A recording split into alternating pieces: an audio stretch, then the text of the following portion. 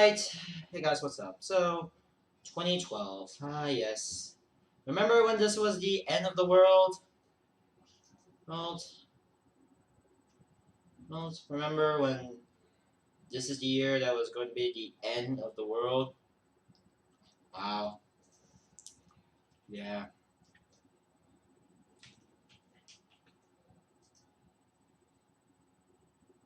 Also being an interesting year for gaming, like The Walking Dead, Borderlands 2, oh, Halo, maybe Halo 4, Far Cry 3, Peace Turning Point, Dishonored, Diablo 3, XCOM, Let's Back Us, Guild Wars 2, Drag, Max Payne 3, Need for Speed Most Wanted, Sleeping Dogs, Fez, Hotline Miami, Animal Crossing New Leaf, Zombie U, okay, and then right last one, Pickle Batman 2 DC Superheroes, Hidden Absolution, Dust and Legion Tale, CSGO, Oh Torchlight, on this way, it's American Nightmare, The Darkness 2,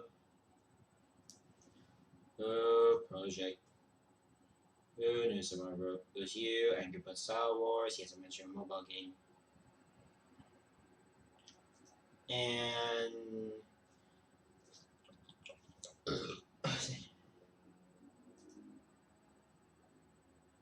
and Journey.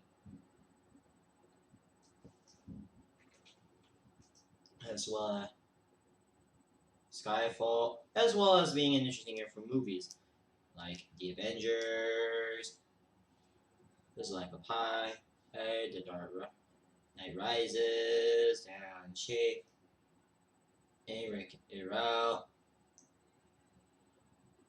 Prometheus, Yes, Tankari, Paranorma, and so on and so on. Ah, yes, I remember this. Ever remember this movie for that meme of, yeah.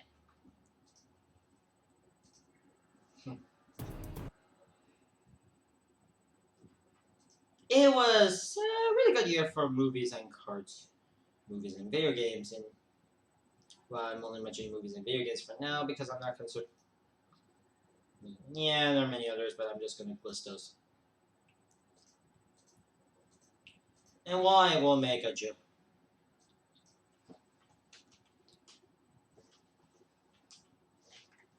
Oh, yes, I remember those.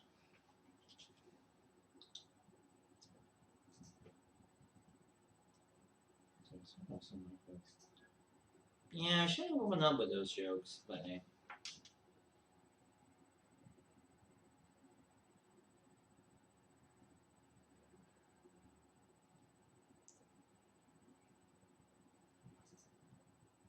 I'll try to be unique with these intros, but yeah. So yeah, let's talk about my thoughts on the cartoons of the decade. For of the 2010s for 2012. Now for this list, I'm also still like I said though I'm gonna make it a little clearer to you all that I'm only gonna be yeah, I know the rules maybe look a little inconsistent sometimes, but I'm just making sure I can adjust some things without accidentally stuff and that's really real quick, bro.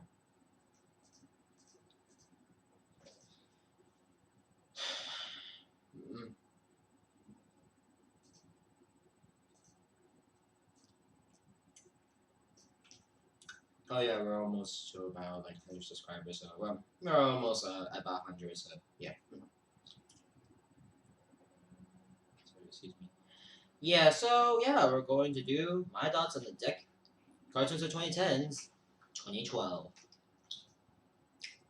So yeah, cartoons of this year, 2012 was a really somewhat of a good one for the most part.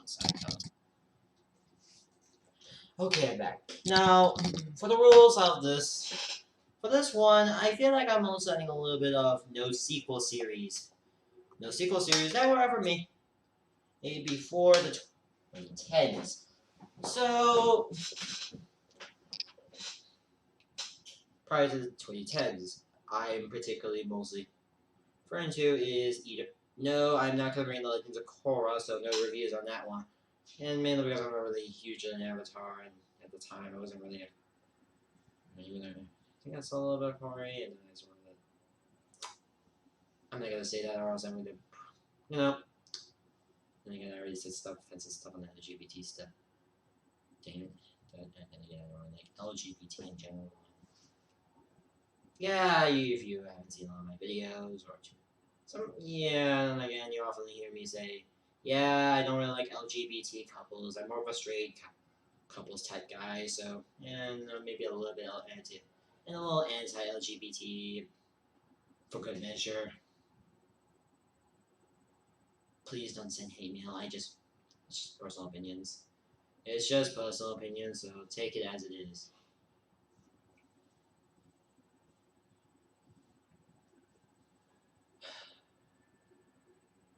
So yeah, and no, I'm also not covering, and as well as Omniverse. I'm not covering Omniverse today, is because obviously for those wondering, that is mostly continuity, because it was mostly focusing on that, and no, and mainly I feel like reserving that as its own thing.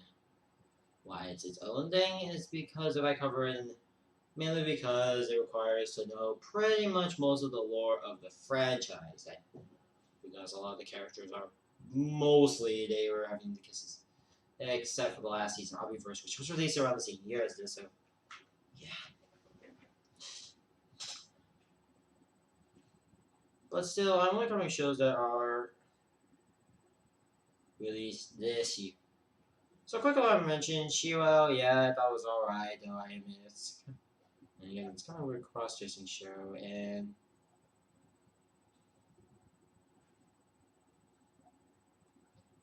Transformers Rescue Bots. I only saw 2 episodes, so I was alright. Maybe I haven't had too much experience with that show, so no talk from me on that show on this list.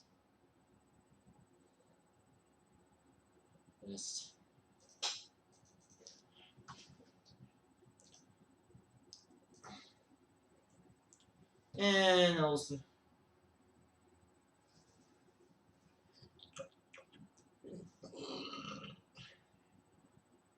excuse me.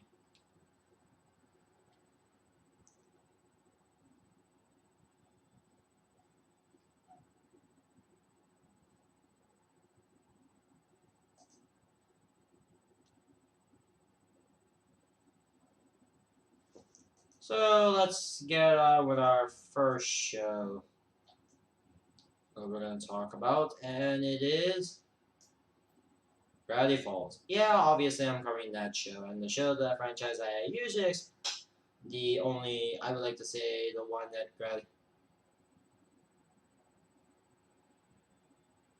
the only, I would like to say, show that has what I would like to always consider more of a consistent live fan base even after the show ended. So if you don't know the show's plot, let me explain. It focuses on Tipper and Maple Pines, who decided to spend the summer together at Uncle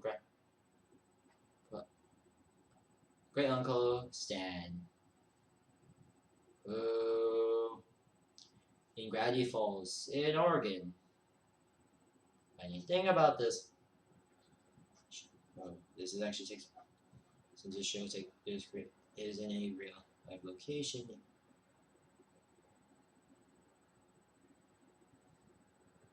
Is in a D. But anyways, back to the plot of the show. Filled with a mysterious town with paranormal forces and supernatural creatures. And they also run the Mystery Shack, which is a tourist trap, one of those tourist traps.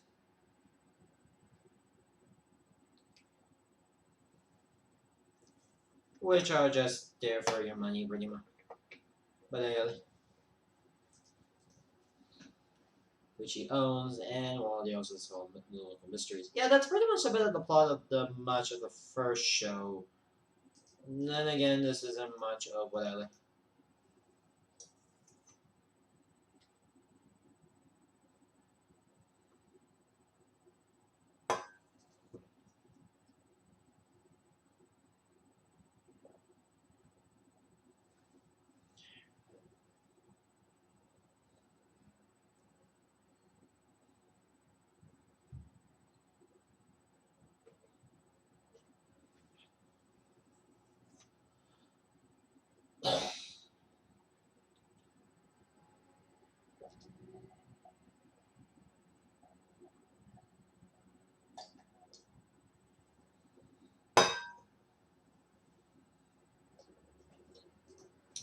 Okay, so let's talk about the first. Pretty much my thoughts on the first. Let's talk about much of the first season at least. Oh yeah, and I forgot to mention, yeah. Also, Dipper, I found this weird journal book called Journal Number Three, by the way.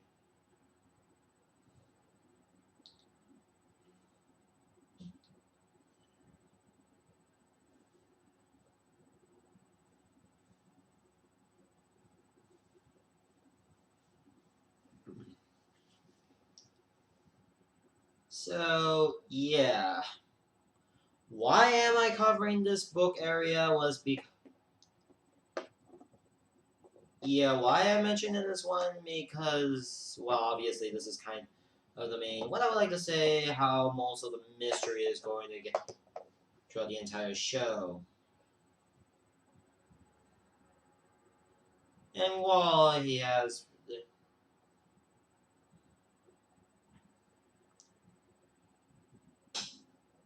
and while still the show, I would like to say the first season at least keeps a at least sort of consistent schedule.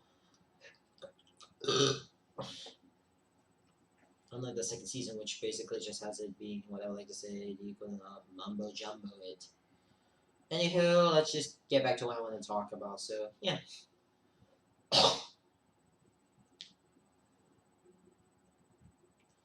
Well, pretty much the first season is pretty much just more of weird shenanigans and everything. And yeah, even there's one episode. Oh wait, that's literally the second season. And then also we get to the time travel episode, which and also the Pig Waddles, who I would say is the more comic relief, just the funny character, harmless found cat character who I like to say doesn't do much. Really. Okay, not good. Never mind. He's more just a comic relief character, and obviously needs to be somewhat of a pig.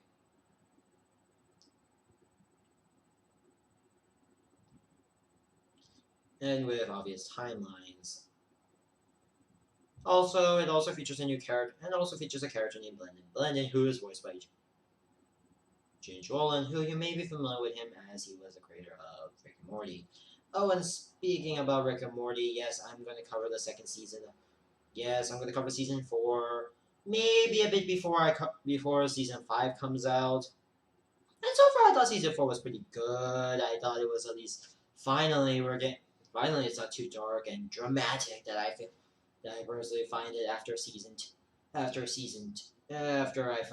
my taste of season 3 being okay, but it was kind of my least favorite series, mainly due to the fact it was a bit too dark and drama for my taste, and it was never really what I would like to say the funniest season. It felt like it was the more I would say bloodbath season out of the bunch.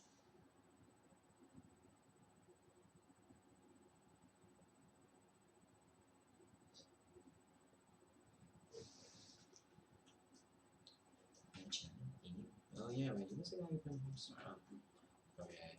Yeah.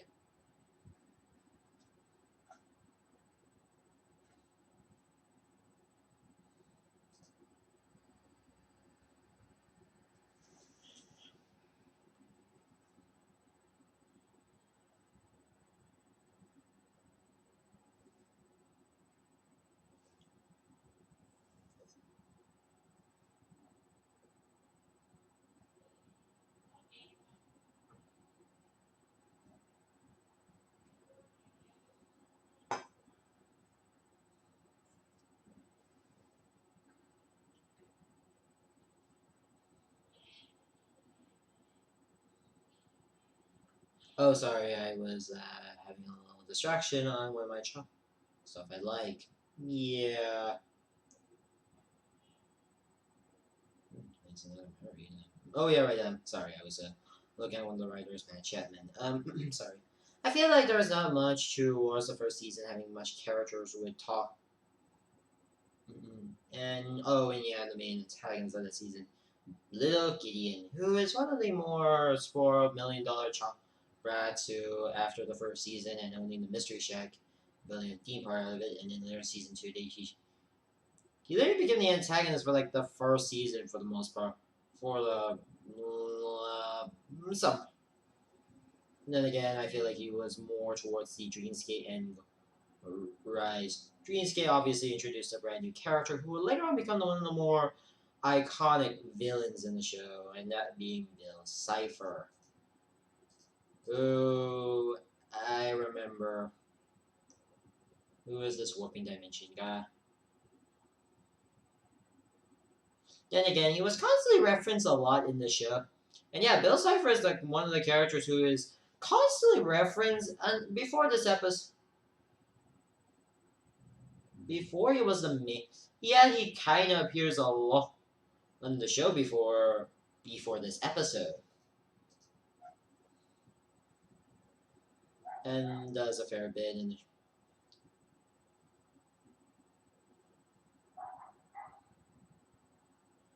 Alright, let's just get back to the second season. The second season obviously takes place where the first season left off, after the Indians defeat Normal Day until they found the find that the journal book has ink with UV lights. It's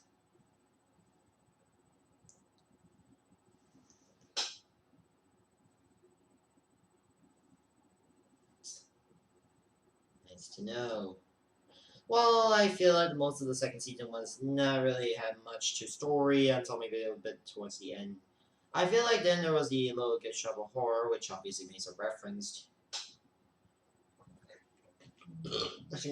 Was the more anthology episode, and was the one episode where, funny thing enough, Neil deGrasse Tyson was in, actually, fun fact. And Neil deGrasse Tyson was in the episode because he was given a cameo. Because they called him for a camp, because he was cameoing in that episode. It's kind of weird when you realize you gotta get. It's funny how you got, like, literally Neil deGrasse Tyson voicing Waddles. Like, I get there was an interview that, yes, it's why he got it, but just found so fun. And it's so amusing how Neil deGrasse Tyson was voicing a pig character. Yeah, okay. Also, this is the only time we actually see claymation in the show, and I do feel like the 2D and claymation do mix together, actually. And it works a little well with the creature theme of it. And yeah. Then we get to the Secret Side of Blind Eyes and stuff like Mabel's Problems, and the Blend's Return episode, the Love God episode, which is basically the episode where just talk about two characters that I feel like I want to mention real quick. That also, well, yeah, I don't mention too much characters in their shows. That I only mention the ones that are at least important, at least.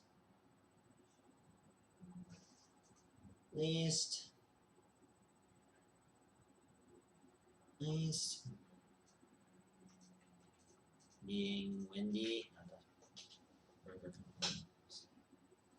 and two other characters.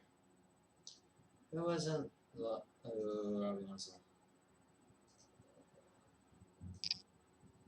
Oh yeah, there's also Pacifica, who is also a character in the show that who I feel like Dipper has a love relationship.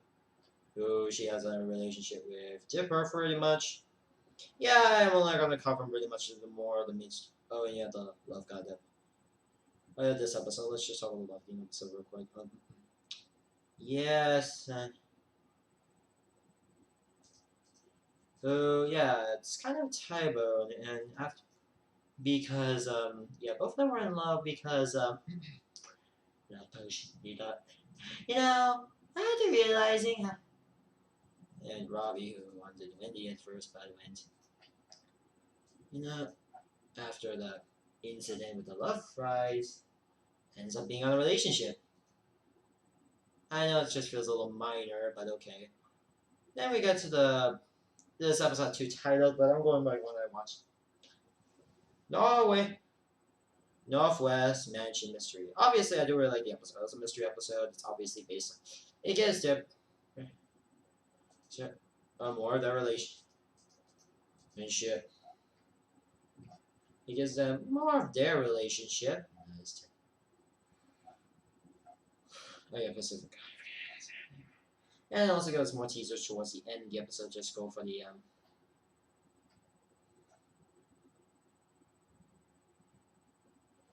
and the family's issues and everything. And yeah.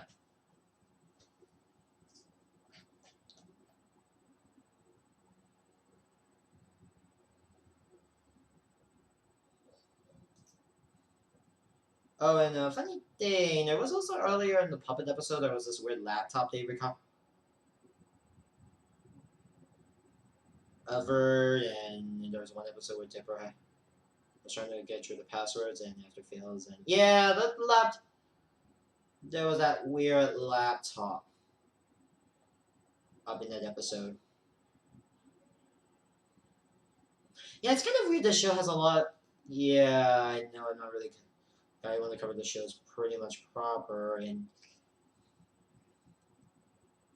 then pretty much, and we see obviously the return of obviously what everyone's excited for, or the episode where we get to the author of the journal, who I don't.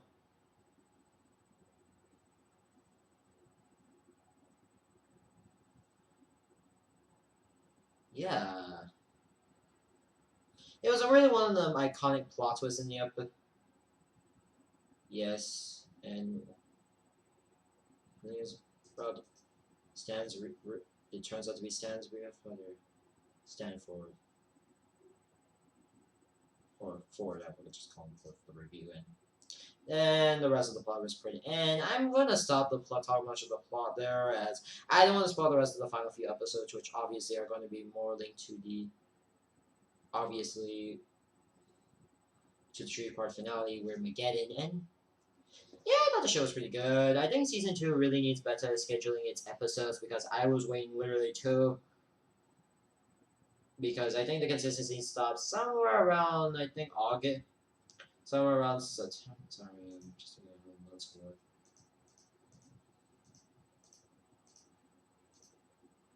Oh yeah, kind of has an inconsistent problem somewhere around 2014 to 2000. Yeah, I also feel like the show. Yeah, oh wait, oh yeah, they had like a month or two hiatus there. Yeah, okay, maybe a little bit towards the end more, but yeah, you get the point.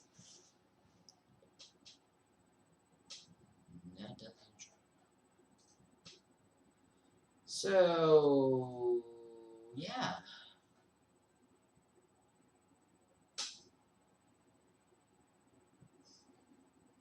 Uh, it's a pretty good show, and if you're looking for more of a sci-fi slash supernatural show, or looking for one of the more better, one of like more iconic cartoons of the 2010s, I recommend checking this one out. And yeah.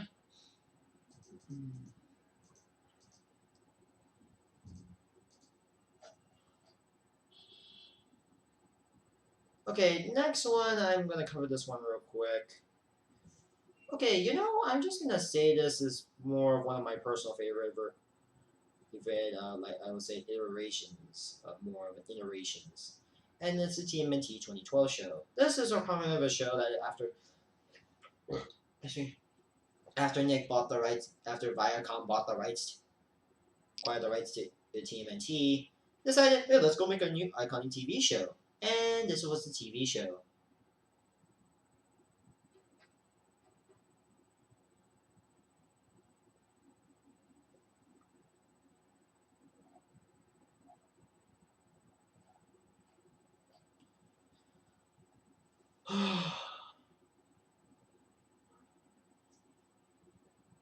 So yeah.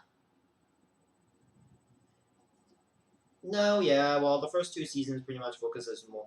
Well, the first season pretty much focuses on. Well, it's still the same TMNT though. I'll talk a bunch of the plots of these shows a bit. So the first season pretty much is pretty much a typical TMNT. He cut Krang versus Shredder, so nothing too special on that one. Two, however, really goes with like an outbreak of mutation. It's left over with Krang invasion. Three focuses more on the aftermatches. Two of how the Krang and Foot Clan took it over. Four focuses more on a let's just say time traveling and alien invasion. And the fifth season, which is called Tales by the Way, focuses more on different stories. Yeah, the fourth season was kind of weird because it was mostly an alien themed season, and while it did also have one episode of the 1987 show, which I do really like it, and also the fifth season, which is also one of which I saw a few episodes thought was pretty good. I really need to binge watch all these seasons sooner or later. Yes, I thought the show was pretty good. It was one of my favorite iterations of TMNT. More of what my personal opinion. I do really like it. It was a nice season. I recommend this show. If you're a new TMNT fan, I recommend checking this one out. Now, I only watched one episode of Rise, so I'm not going to be talking about Rise when we get to 2018, as I never seen too much of it. I thought it looks alright for the most part. I thought the art style, and maybe this is only the first step. I only saw maybe the first episode. I may watch most of the show to see if it gets better. Maybe at least 3, 4 more episodes, and I'll give my personal opinion on it. I don't have much personal opinion at the moment, and then again, that's such a great thought. It was alright from I think. Sorry, I didn't check that. There isn't too much in that review. Still, it's a really good show. I recommend checking this one out if you really want to. Oh yeah, the summer episodes I'm supposed to review. Yeah, I got bored of it to do those reviews, so yeah. So yeah, recommend checking out this series if you want. If you're a new TNT fan, like I said, recommend checking this the 2012 show. It's one of my favorites. Next is DreamWorks Dragons. Yeah, well, based on obviously taking place between in the first two films, obviously I'm a huge. I like How to Train Your Dragon. It was one of my childhood movies. I remember watching the first one, the second one, but never the third one. Unfortunately, I never saw the third in the world, by the way. Sorry, sadly, I never really watched the third one since I didn't have much time to watch that movie. I will get around watching that movie one day, though at the time of recording, I don't have pretty much the time to cover that movie. And I was also originally planning to go watch that movie, but I had no time to go watch. But I'll cover those movies when I actually know where to watch these online, not legally, and also.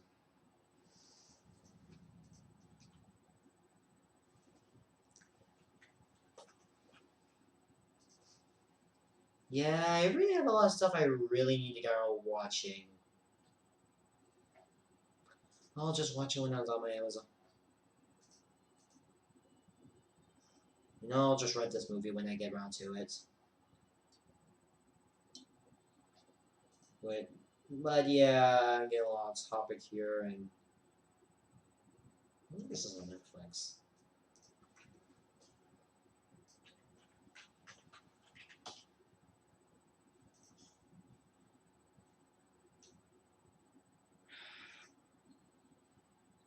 Come on, Netflix, please.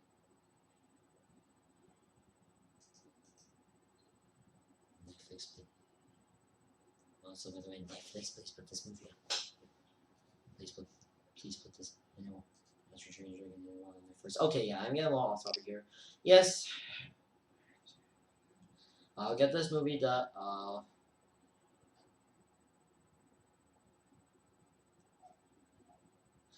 Yes, I'll get this movie. Yeah, I'll eventually get this movie reviewed, but at the time's recording, I am not. I don't really have much to cover on that one, but yeah, I'll cover this one when I actually get when I probably possibly rented it on my Google Play just to watch and see how the movie holds up.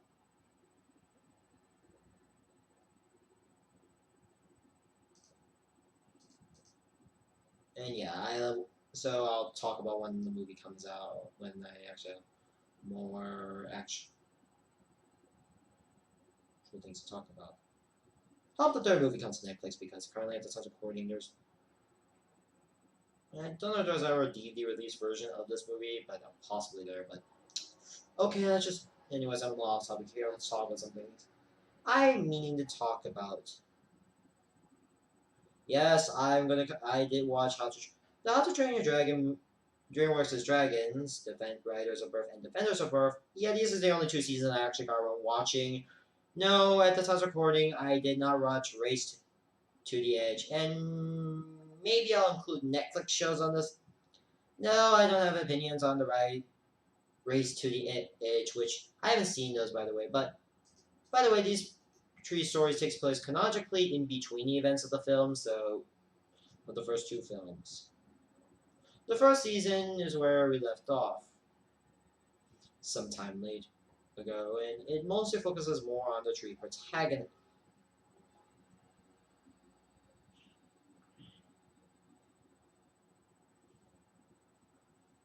And Riders is more of just starting a Dragon Academy. Second season pretty much focused on depending on birth of other threats and whatnot. And a Netflix show. Sadly, I watch a fair bit of this. And the Netflix show. Assuming you also watched the Dawn of Dragon Race, which obviously this was meaning to be for those who actually watched that. Sadly, I never watched that.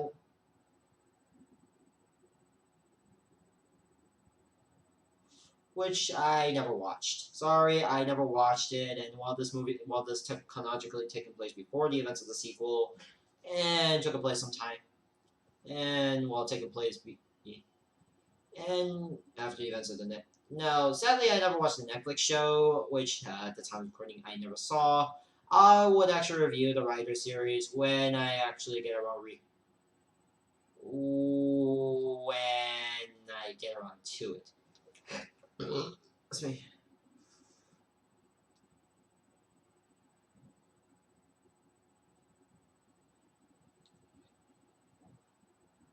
Let's go. Yes, I never saw the other. So yeah, maybe I'll get around one day, maybe reviewing the Race to the Edge series right after I review, or maybe right after I watch the Dawn of the Dragon Race before that. So anywho, let's talk about another series I really want to tackle. Okay, I'm gonna be a little on the defensive side on this one. Okay, I'm going to make a confession that I love the Ultimate Spider-Man. Yes, I confess, I actually like the Ultimate Spider-Man. And in my defense, this was one of my first Spider-Man shows I ever. Okay, maybe not. Maybe one of the few. Actually, okay, one of the Spider-Man shows I actually enjoy watching the most. Actually, yes, I enjoy watching the Ultimate Spider-Man. And while I admit the show was mainly just to sell toys, it was one of my childhood shows, pretty much. And I watched it, and I thought it was pretty good. I thought it was pretty good. And yeah, maybe it's just because of me. I just like watching that show more. Okay, yes, I confess I actually like the show. So yeah, for those who do not know, the show is pretty much more of the cartoon take on of well, I think I shared one before. So yeah, the series focuses on Peter Parker, Spider-Man, who has been Spider-Man for like 1 year. A typical origin story to seeing of villains for mainly the first episode. Then the second episode, he decided to get written. Yeah, Nick Fury decided to recruit Spider-Man to Shield and go, hey, train him as a real superhero and become the ultimate Spider-Man. However, he has to work as a team with 4 teenage superheroes: Nova, White Tiger, Iron Fist, and Power Man, aka Luke Cage. You might be familiar with the last two I mentioned because they all have their own Netflix shows, by the way. And this is before they had their own Netflix shows,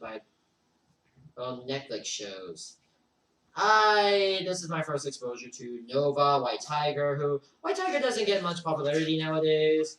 Iron Fist and Power Man. These are how I actually first exposed. I know these two.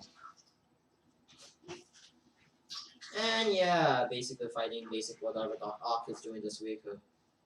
And Norman Osborn and the Green Goblin. Yeah, pretty much the first season was pretty much of Monster of the Week with Dr. Osborn or Doc Ock.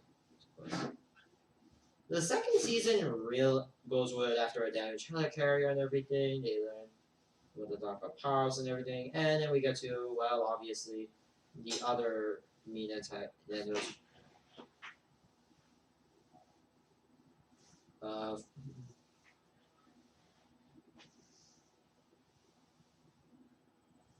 one's and Suda. And then we get to Doctor who will later become the lizard, and we get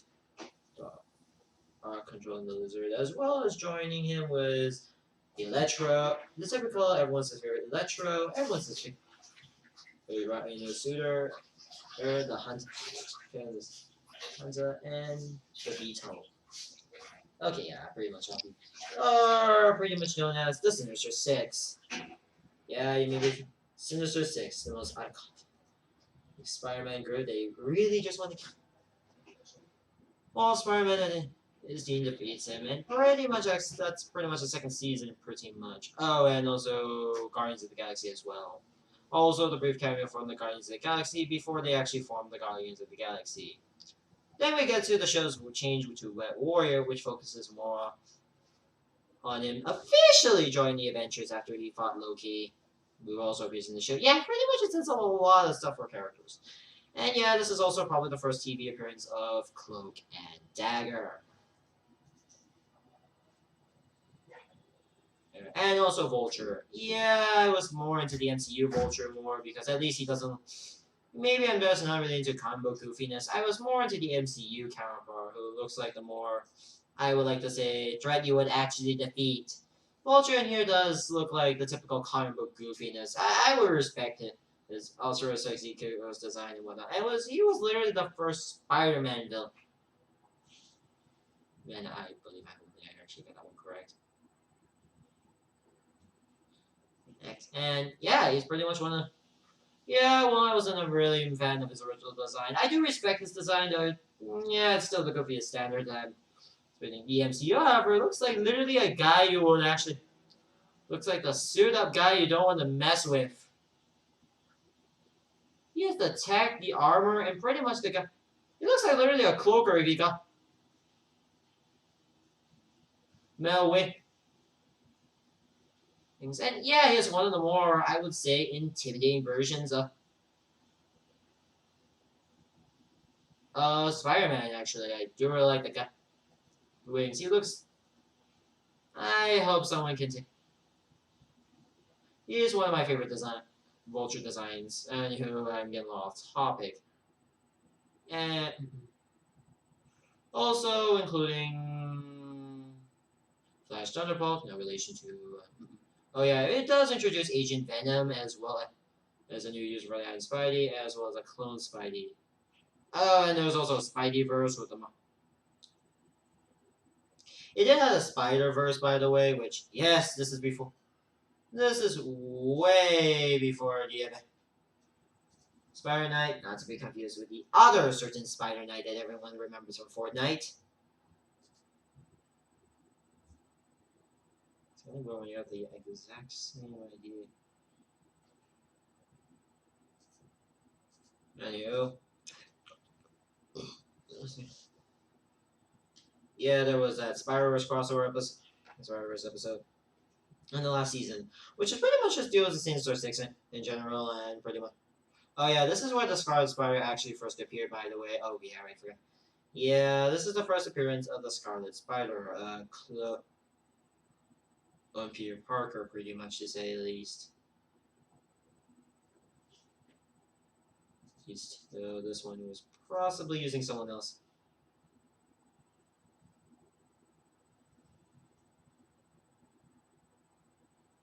Though I'm assuming it was the Kendra Parker because what's the right one I'm saying? Yeah, that one's the one.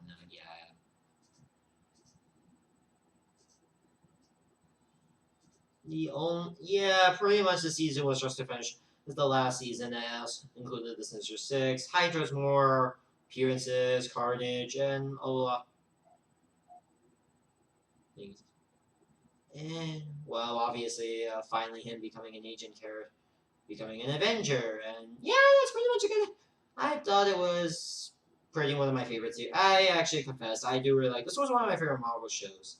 And yeah, I never watched Earth's Mightiest Heroes. Yes, I'm a huge fan of the Spider-Man series, and I will defend it a little bit. If you have opinions on it, I'm the only few who actually likes this show.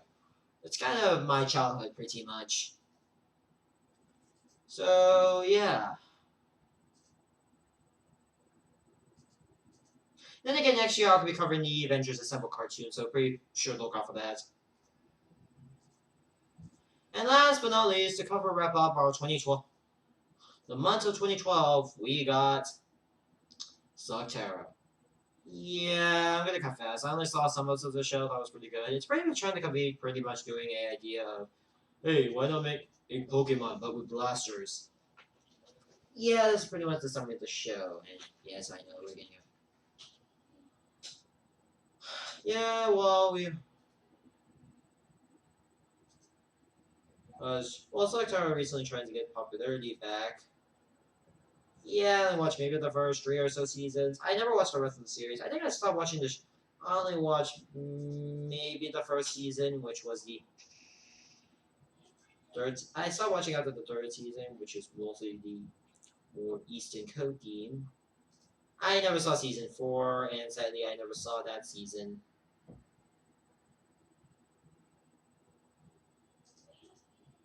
Which features one more character.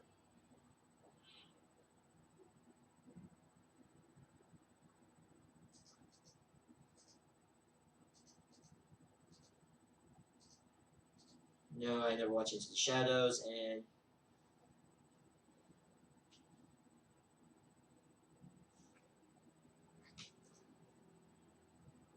sadly, we never got.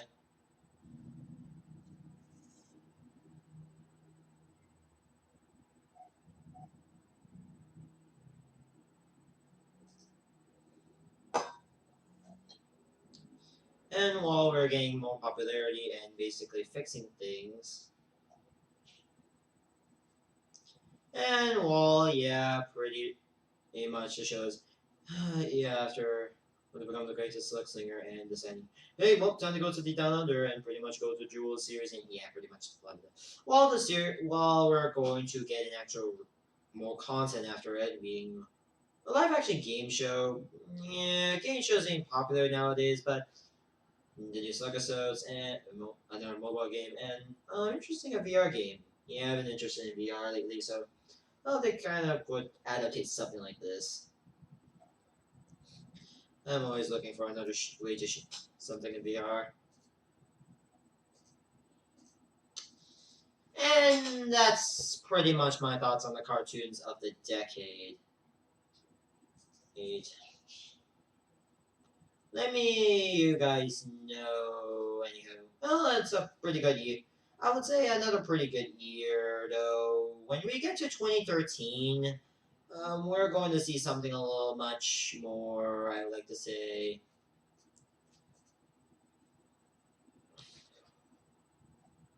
more of what I would say up my alley. The pretty.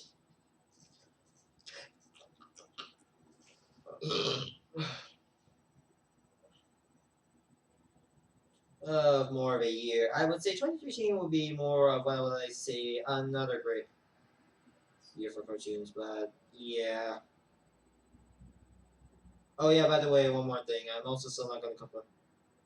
So yeah.